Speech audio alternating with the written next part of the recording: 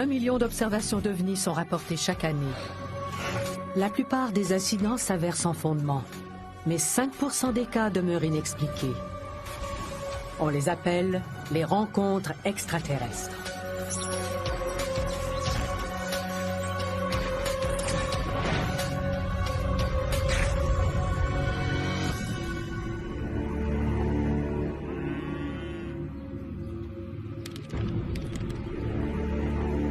George Blackwell est responsable d'un enclos à bétail de 600 acres dans l'arrière-pays très aride de l'Australie.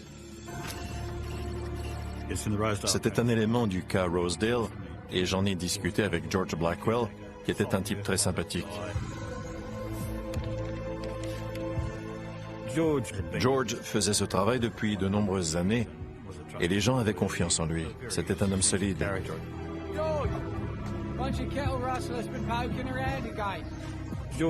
Il était responsable de ce ranch et de ses installations. Il devait s'assurer que le bétail était en sécurité.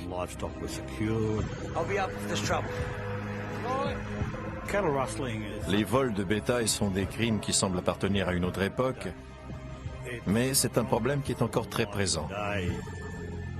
En Australie, les voleurs utilisent maintenant des fardiers et des avions cargo pour transporter les bêtes.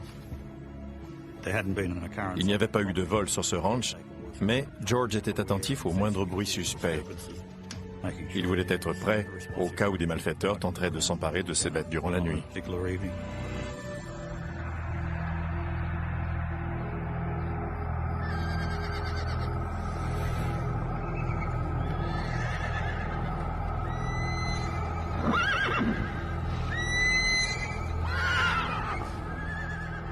Soudainement, George Blackwell a été réveillé en pleine nuit par des bêtes qui lui semblaient agitées.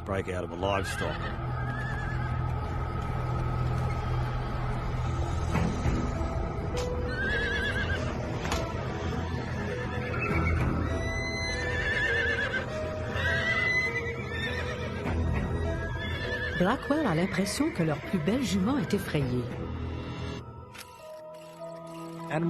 Les animaux sont plus sensibles que nous. Et on voit souvent des cas où ils réagissent à des bruits aigus ou des champs électromagnétiques.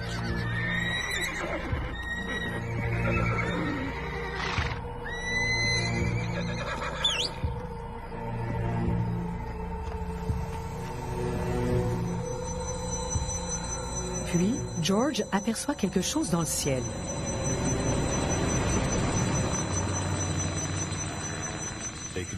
Il a tout de suite vu qu'il s'agissait d'un objet inusité, en forme de soucoupe, et que ça se déplaçait à très basse altitude, près du ranch.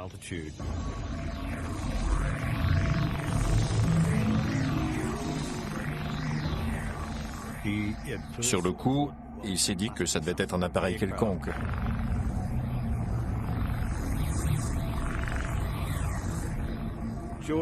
George a vu l'objet se diriger vers un grand enclos.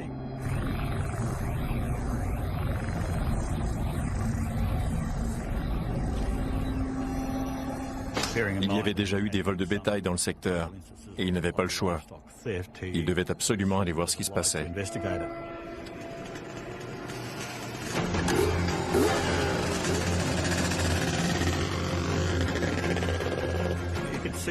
Il pouvait voir cette chose étrange très clairement.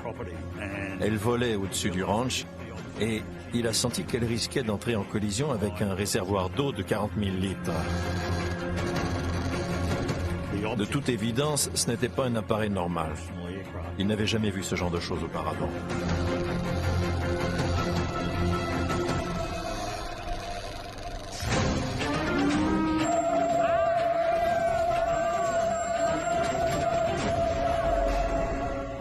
George s'est retrouvé aux prises avec un objet très étrange.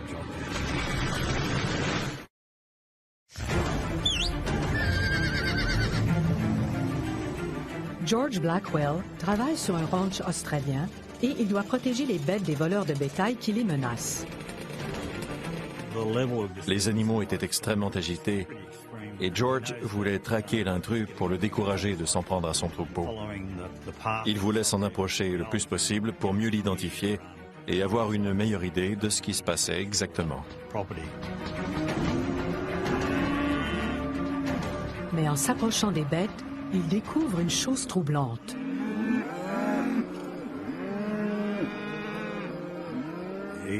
Il a vu une vache qui semblait en état de panique et qui avait la gueule couverte de salive. L'animal voulait s'enfuir.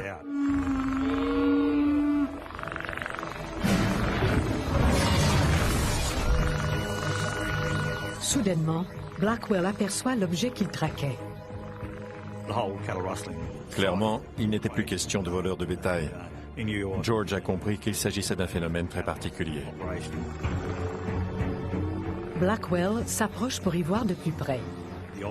L'objet était descendu et il semblait vouloir se poser sur le réservoir d'eau. George a immédiatement vu que ce n'était pas un vaisseau ordinaire ou un hélicoptère.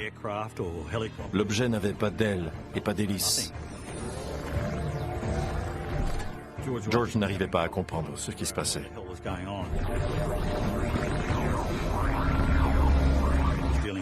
Cette chose très étrange qui était devant lui avait un diamètre d'environ 8 mètres et une hauteur d'à peu près 5 mètres. Et sous la soucoupe, il y avait une sorte d'anneau très noir qui semblait menaçant. Le vaisseau faisait provision d'eau avec un tube qui était sorti du ventre de l'appareil. Il y a eu beaucoup de spéculations sur ce détail. Plusieurs ont dit qu'il faisait le plein de carburant. Chose certaine, il y avait un lien très important entre cet objet et l'eau.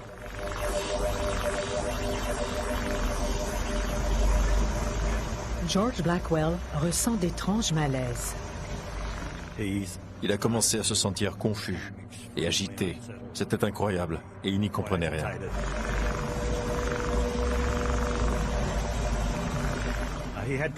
Sa montre ne fonctionnait plus. Elle s'était arrêtée. Il semblait y avoir des champs électromagnétiques autour de lui qui avaient affecté sa montre.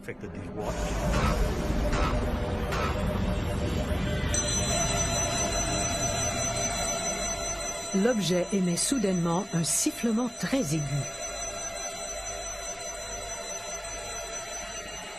Le vaisseau a produit un bruit aigu et des vibrations.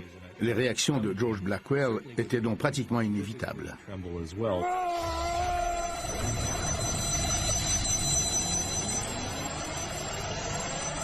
Puis, Blackwell perd le contrôle de son corps.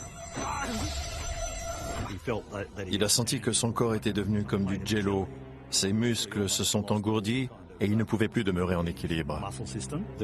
Il a été très ébranlé psychologiquement, mais clairement, l'objet l'a aussi affecté au niveau physiologique.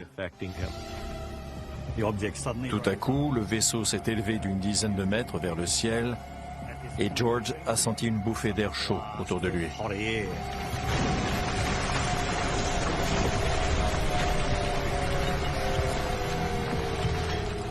L'objet s'éloigne du réservoir d'eau en rejetant des débris.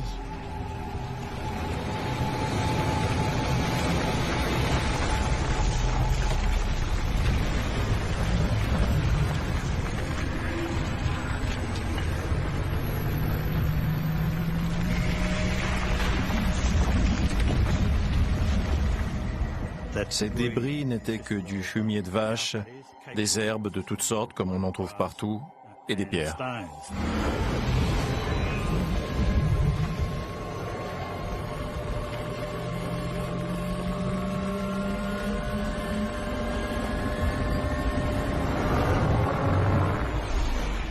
L'objet a continué à s'éloigner ainsi, jusqu'à ce qu'il disparaisse complètement. Entre-temps, George est demeuré confus durant un moment, seul dans le noir, après toutes ces choses extraordinaires qu'il venait de vivre.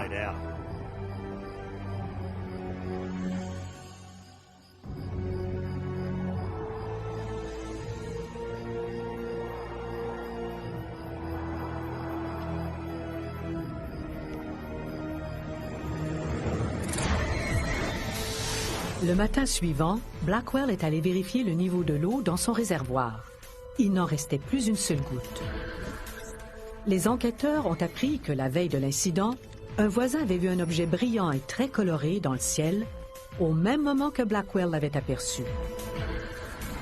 Peu de temps après l'incident, Blackwell a souffert de nausées, de diarrhée, de migraines et de symptômes habituellement associés à des radiations. Mais des échantillons de sol n'ont révélé aucune trace de contamination.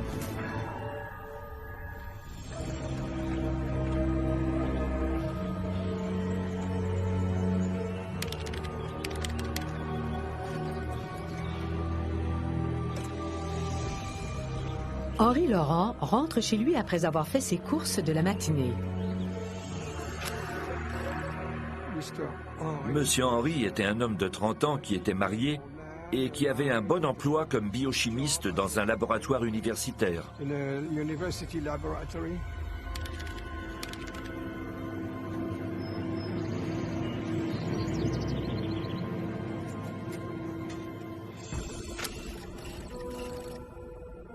Henri habitait dans une petite banlieue de Nancy.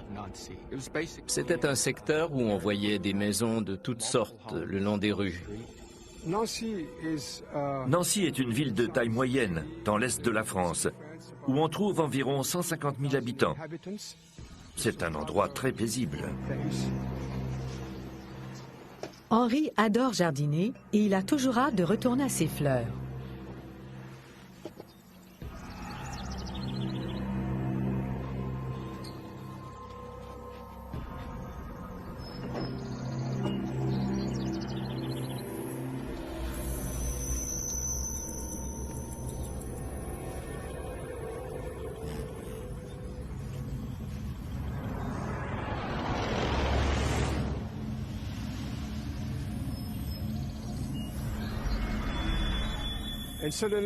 Tout à coup, il a vu quelque chose qui ressemblait à un avion dans le ciel. L'objet était brillant et Henri pouvait le voir très clairement.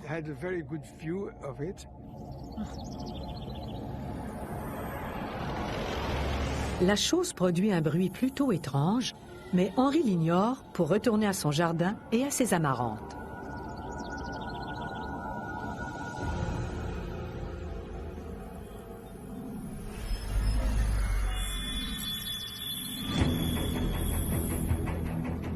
Mais l'objet revient rapidement au-dessus de lui. Il est devenu de plus en plus évident que cette chose se dirigeait vers lui. Durant un moment, il s'est demandé si cet appareil était hors de contrôle et s'il allait s'écraser chez lui. L'objet s'est approché de sa maison et il a enfin pu voir que ce n'était pas un avion.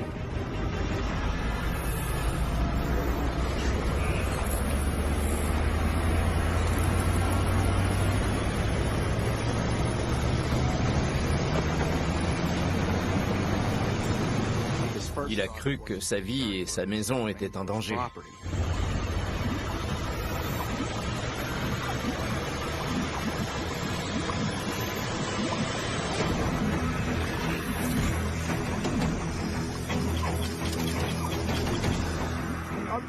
L'objet s'est arrêté à environ 1 mètre au-dessus du sol.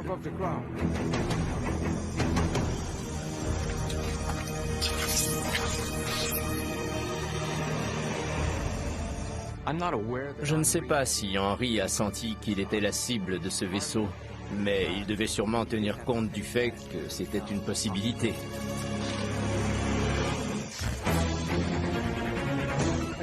C'était une chose étrange et absolument incroyable.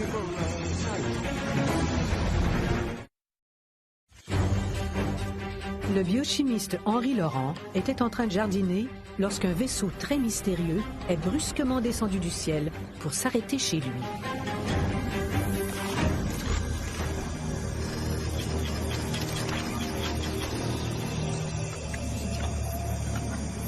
Au bout de quelques minutes, Henri retrouve son instinct rationnel. Henri était essentiellement un homme rationnel, qui était aussi curieux et qui voulait comprendre ce qui se passait sous ses yeux.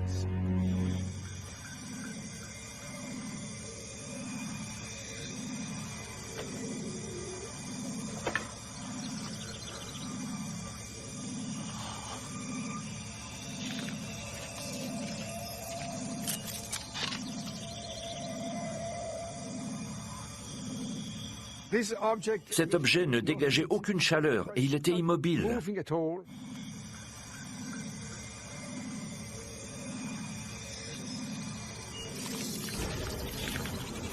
Henry a commencé à examiner l'objet sous différents angles.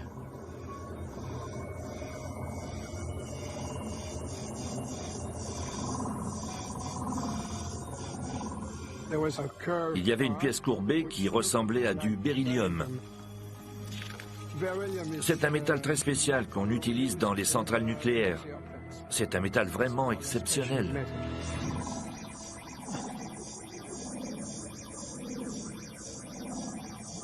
Henry a envie de toucher au vaisseau, mais il hésite. Il a peur d'être électrocuté.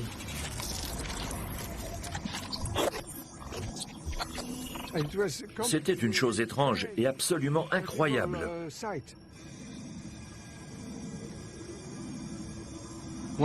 Instinctivement, un chercheur scientifique voudrait prendre des notes sur tout ça. Il a couru chercher son appareil photo pour prendre une photo de cet objet.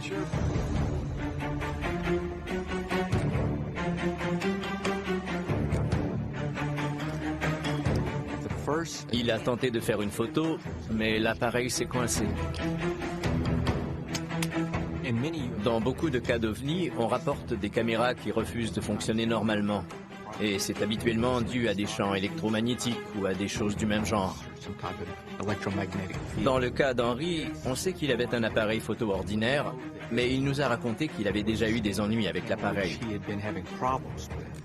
On croit donc que le mécanisme de la caméra était tout simplement défectueux.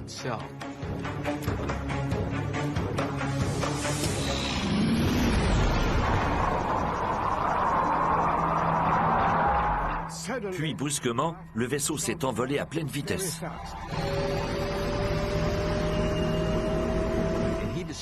Henry a dit que c'était comme si un aspirateur géant avait aspiré l'objet vers le ciel. Le vaisseau a décollé soudainement et il a disparu en laissant une lumière brillante derrière lui.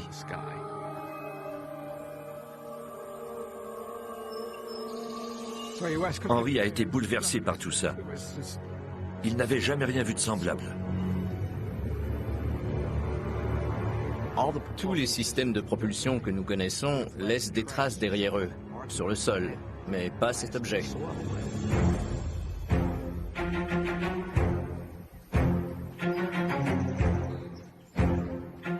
Mais son jardin a visiblement été affecté par tout ça. Il a vu que certaines de ses amarantes avaient commencé à flétrir. Les plantes qui avaient été le plus près du vaisseau semblaient avoir été chauffées et séchées par une sorte d'effet électromagnétique.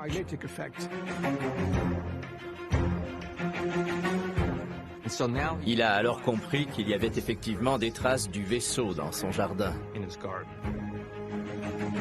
Alors, oui, police. Il a immédiatement appelé la gendarmerie pour leur raconter ce qu'il avait vu. Il était prêt à mettre sa réputation en jeu pour rapporter l'incident. Je vous en prie, madame. Je suis sûr, je vous en prie. Heureux de la montance en deux. Merci, merci beaucoup, au revoir. La gendarmerie française traite les cas d'OVNI avec beaucoup de sérieux. Ils arrêtent même ceux qui font de fausses déclarations. Les gendarmes ont prélevé des échantillons des plantes.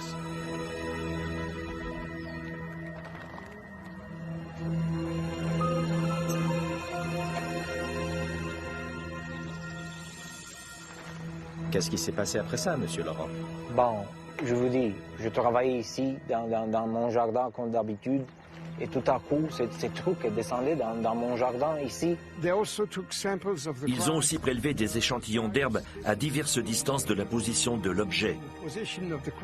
Mais voyez les fleurs, ils sont tout brûlés, tous les fleurs sont brûlées là.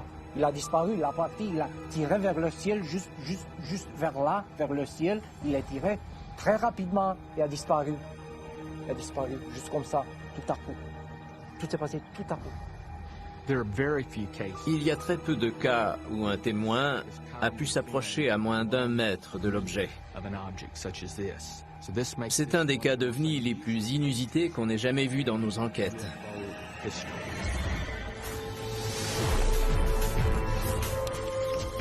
Les échantillons de plantes et d'herbes sont devenus des éléments clés de l'enquête.